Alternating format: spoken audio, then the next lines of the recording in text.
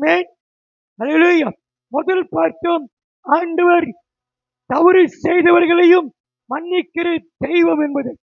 ஆமென். அல்லேலூயா. இங்க பார்க்கிறோம், ஆண்டவர் யாரையும் எவரையும் ஏற்று நேசித்து ஏற்றுக்கொள்கிற மனதுடைய தெய்வம். ஆமென். அல்லேலூயா. அதுல ஒரு கள்ளன் சொல்கிறான், மற்ற கள்ளனை பார்த்து, ஆமென், நம்ம தவறு செய்து நியாயமாய் தண்டிக்கப்படுகிறோம். இவரோ என்ன செய்றாரு? என்ன செய்றாரு? ஆமென். தகாதது ஒன்றும் செய்யல. நாம் செய்த தவறுக்காக ஆமென் பலனை, தண்டனையை, அந்த 41-43க்குள்ள அந்த வார்த்தை இருக்கு. ஆமென். அல்லேலூயா. நம்ம நியாயப்படி தண்டிக்கப்படுகிறோம். ஆமென். பார்த்து சொல்றான், அதற்கேற்ற பலன் நமக்கு உண்டு. ஆமென். அல்லேலூயா. அல்லேலூயா. அதற்கேற்ற பலன் நாம் அடைகிறோம். ஆமென். அந்த கல்வனுக்கு அதெல்லாம் பண்ணக்கூடாது, எங்களை கவனிக்கணும். ஆமா, எல்லாரையும் நான் பார்ப்பேன். அப்போ அந்த கல்வன் சொல்றான், நம்ம எப்படி எப்படி தண்டிக்கப்படுகிறோம்? நியாயப்படி தண்டிக்கப்படுகிறோம். இவரோ செய்யாத தவறுக்காக தண்டிக்கப்படுகிறார். அவனுக்குள்ளே ஒரு குற்ற உணர்வு. ஆமென்.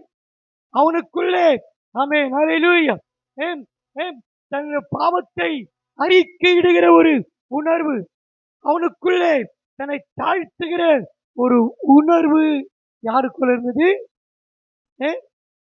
தான் தவறை உணர்ந்த திருடுக்குள்ளே இருந்தது. அல்லேலூயா. அல்லேலூயா. தான் தவறை உணர்ந்த அந்த கல்வன் என்று சொல்கிறார் தூய தமிழ்ல. நம்முடைய தமிழ்ல அவன் எப்படிப்பட்டவன்? திருடன். ஆமென். பொல்லாதவன். எப்படிப்பட்டவன்? பொல்லாதவனுக்குள்ளே ஒரு உணர்வு இருந்தது. ஆண்டவர் ஏன் ஆண்டவர் அவனை இன்றைக்கு என்னுடனே பரதீசிலே இருப்பாய் என்று சொன்னார் சொன்னால், அவனுக்குள்ளே தான் செய்த தவறை உணர்கிற உணர்வு இருந்தது. அவனுக்குள்ளே அறிக்கையிடுகிற, அதை செஞ்சிட்டமே என்ற அறிக்கையிடுகிற அறிக்கை இருந்தது. தன்னை தாழ்த்துகிற அவனுக்குள்ள ஒரு தாழ்மை இருந்தது. ஆமென். என்ன இருந்தது? அவனுக்குள்ள ஒரு தாழ்மை இருந்தது. ஆண்டவர் அதெல்லாம் பார்த்துதான் சொன்னாரு, மன்னிக்கலாங்க. உடனே சொன்னாரு, இன்றைக்கு என்னுடனே எங்க இருப்ப? பரதீசில் இருப்ப. ஆமென். இன்றைக்கு என்னுடனே எங்க இருப்ப? பரதீசில் இருப்ப. அப்போ ஆண்டவர் அந்த திருடனை பார்த்து, கல்வனை பார்த்து சொல்கிறார் என்றால், இன்னைக்கு நம்முடைய வாழ்க்கையிலும் ஆமென் நம்முடைய பாவங்களை உணர்கிற, நம்முடைய பாவங்களை அறிக்கையிடுகிற, ஆமென் அல்லேலூயா நம்மை தாழ்த்துகிற பிள்ளைகளுக்கு எப்போதும் பரதீஸ் உண்டு. ஆமென். இந்த பரதீஸ் என்றால் மரித்த பிறகு கிறிஸ்துவுக்குள் மரிக்கிறவர்களுக்கு ஒரு இளைப்பாறுதல் இடம். ஆமென். என்ன இடம்?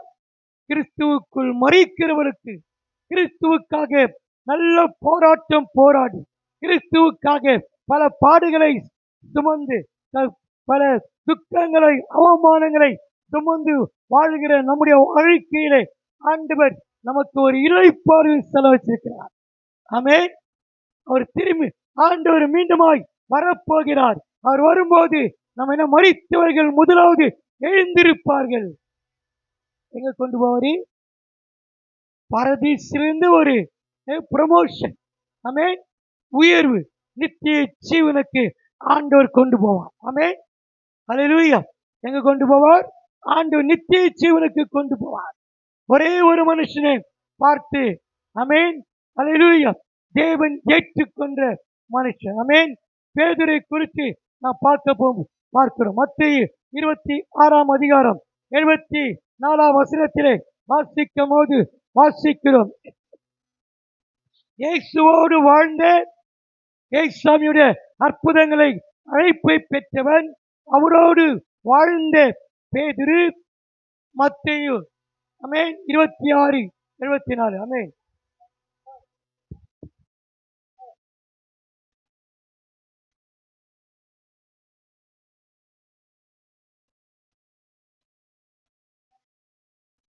ஆமென். ஜீசஸ் ஆமென்.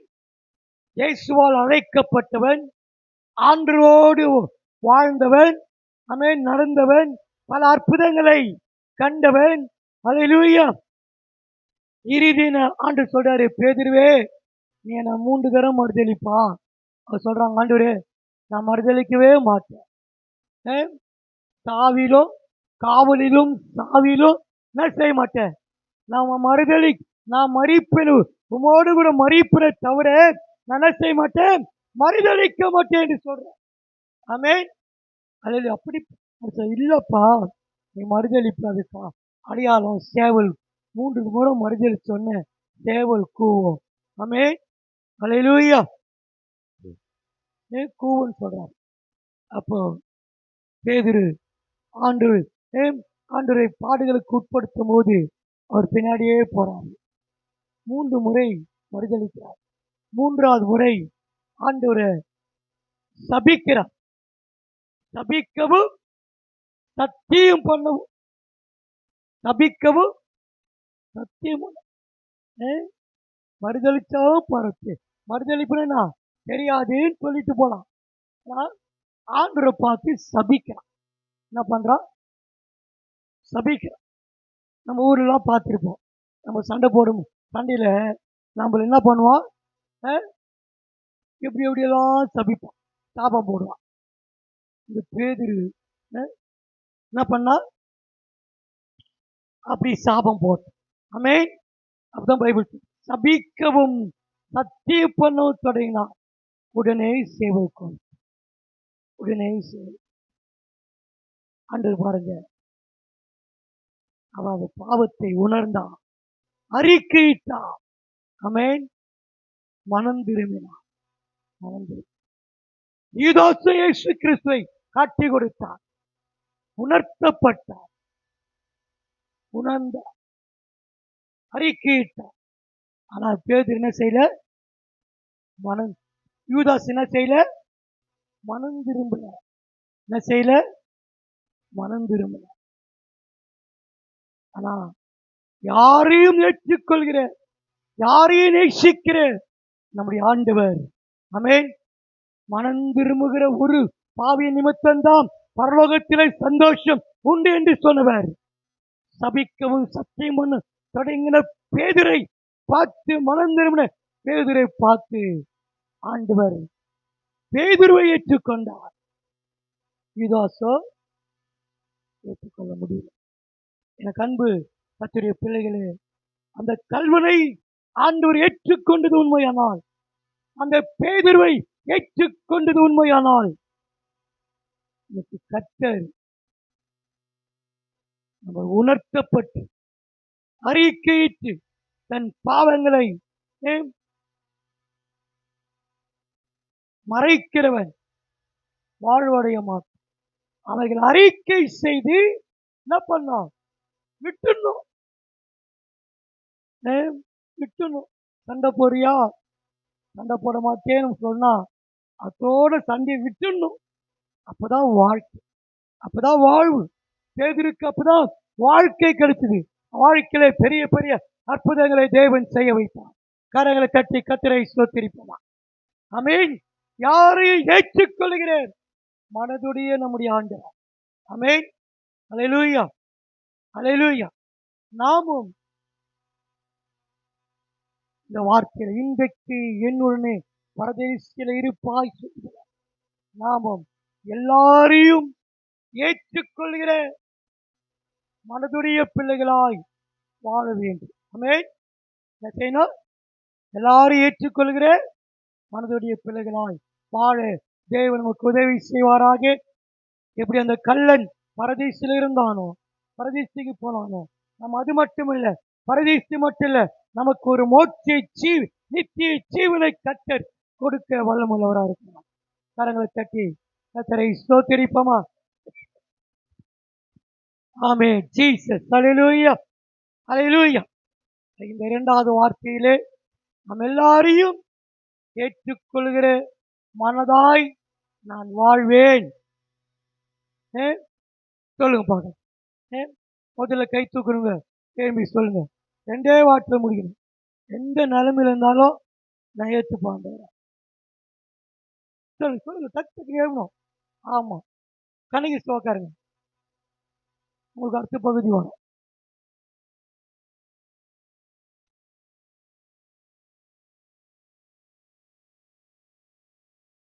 மன்னிப்பு முடிஞ்சு போச்சு. இப்ப நான் சொல்றது நான் ஏற்றுப்பேன். சொல்லுங்க.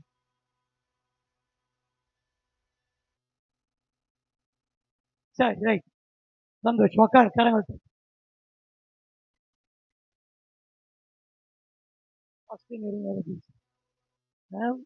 கண்டிப்பா பேசிதான் ஆகும். இல்ல கண்டிப்பா அதனால சரியா உட்காருங்க. உங்களை ஒரு வார்த்தை பேச சொல்லாம போயிட்டேன்.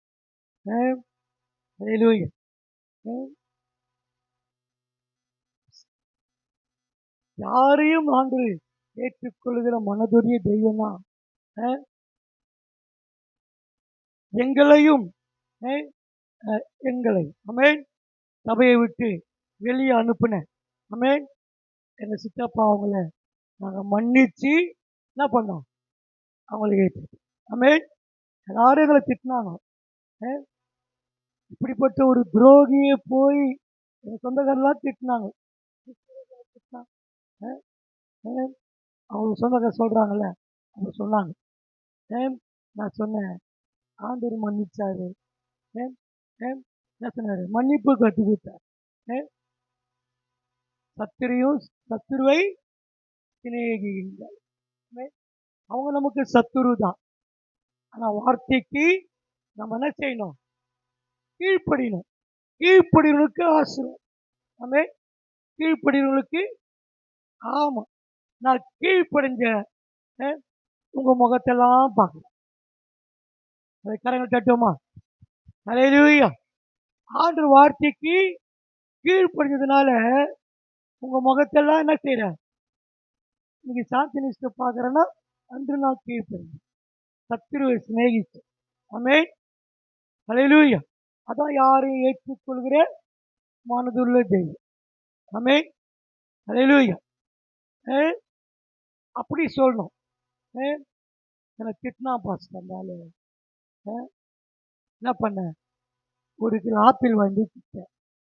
என்ன பண்ண, ஒரு பிரியாணி போட்டு வந்து திட்டேன். அவன் சாப்பிட்டான். எனக்கு பசிக்குது, எனக்கு துட்டு இல்லை எனக்கு சாப்பிடுறதுக்கு. அவன் சாப்பிட என் வயிறு சந்தோஷத்துல குற்றம் பாரு. பசியில நம்மள பசியில தாங்க முடியல, ஆனாலும் சந்தோஷமா கொடுத்தேன். அல்லேலூயா. அதான் சாட்சி. என்ன பண்ணோம், என்ன பண்ணோம், அதான் சாட்சி. மாமியாருக்கு என்ன பண்ணோம், ஈஸ்டர் முடிஞ்சா போய் ஒரு கிலோ ஆப்பிள் பழம், ஒரு கிலோ 1/2 கிலோ 4 கிலோ கேக்கு, திராட்சை, சுகருக்கு என்னென்ன இருக்குதோ அதெல்லாம் வாங்கி போய் ஒரு பிளேட்டு பிரியாணி வாங்கி போய் என்ன செய்யணும், நான் குத்து. அது சாப்பிட்டாலும் சரி சாப்பிடாது ஒரு சாட்சி. நான் குட்டேன் பாஸ்டர், அது நான் குடுத்தேன் பாஸ்டர், அவ்வளவுதான். அத்தோட முடிஞ்சிச்சு நம்ம சாப்டர். ஆண்டவர் நம்ம ஆயிரமாய் ஆஸ்வதிப்போம். அது எப்படி நடந்தாலும் சரி. ஆமென், அல்லேலூயா. என்ன செய்வியா, செய்ய வர்றாது, இங்க வர்ற நம்ம எதோ வேணா மாத்துவேன். குணத்தை மாத்துவேன், குணத்தை மாத்திருக்காக தான் இந்த குட் ஃப்ரைடே. ஆமென், மாத்திருக்காக தான் நம்ம மனம் மாறணும். மனம் பழைய குணம்லாம் மாறணும். ஆமென், புதிய குணம். இதெல்லாம் சொன்னா பாச திட்டுறாரு சொல்லுவாங்கல்ல, புதுசா இவர் பத்தி சொல்றாரு.